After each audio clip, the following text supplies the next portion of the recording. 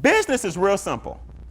You have a quality product or service. Making money simple. You got a quality product or service at an affordable price, right?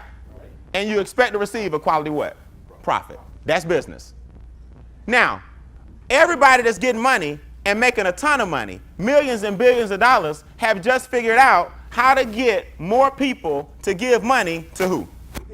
Them. All they got to do is provide a quality product or what? Service. Now you take care of the two things I talked about yesterday. There are two sides to every business. What are they? Operations and finance. Now the only way you go out of business is if you fail at operations or what? Finance.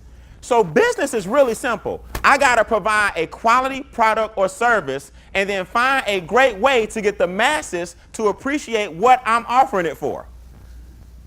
That's economics, period. So if you are struggling financially, you got to learn that money only comes from one source, other people. Money only comes from one source, other people. Now, what are you going to provide in the middle to get the masses to give the money to you so they can have something to invest in, which is your business, which is something you can think of. Now, a lot of you guys are already in business. I'm not acting like everybody has to go out and start a corporation. I'm saying I don't care if you're in network marketing. I don't care if you got a traditional business. I don't care what you're providing. Just make sure people are giving you money for a quality product or service. Now, there's a way around it. Another way to get wealthy is to have people paying you and they don't even know it. Brian, what do you mean? Well, it's simple. If you invest in companies that other people pay for their products and services, you're getting money and people are paying you and they don't even know it. See, it goes back to what I said yesterday. How can you have money in the bank and you obviously feel like the bank is safe, but you don't own a piece of the bank? So the only way for you to get one of the ways for you to get wealthy is to take some money, not a lot, compound small amounts over a period of what? Take some money, and over time, if you believe in Apple, you don't have to go buy stock in Apple. You put your money where Apple is buying, where Apple is investing. See, people get into these big arguments. I'm going to talk about this later on today, branding and marketing and how to get brands and stuff built and create movements. I'm going to give y'all a lot of information this weekend.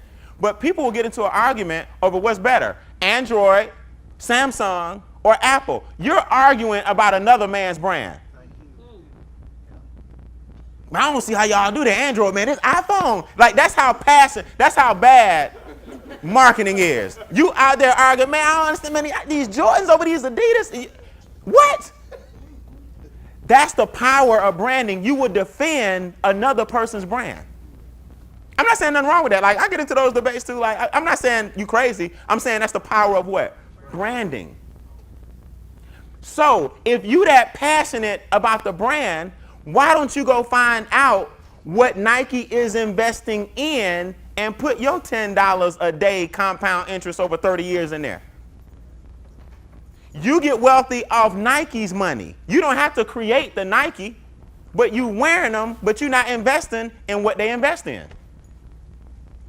See, if everybody is shopping at Best Buy, Walmart, Target, Sam's, why don't you go to the investment companies, T. Rowe Price, Vanguard, Fidelity? These are investment companies. These are investment banks.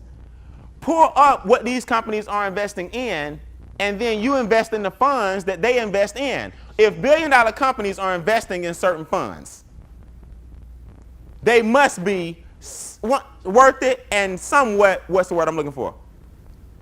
Safe. Am I right? They wouldn't do it.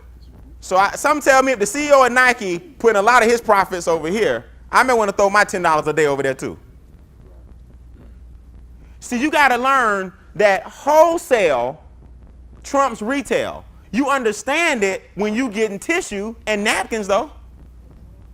You understand it when you getting toothpaste And when you at Sam's Club and when you at BJ's, you understand if I buy in bulk, I save more what?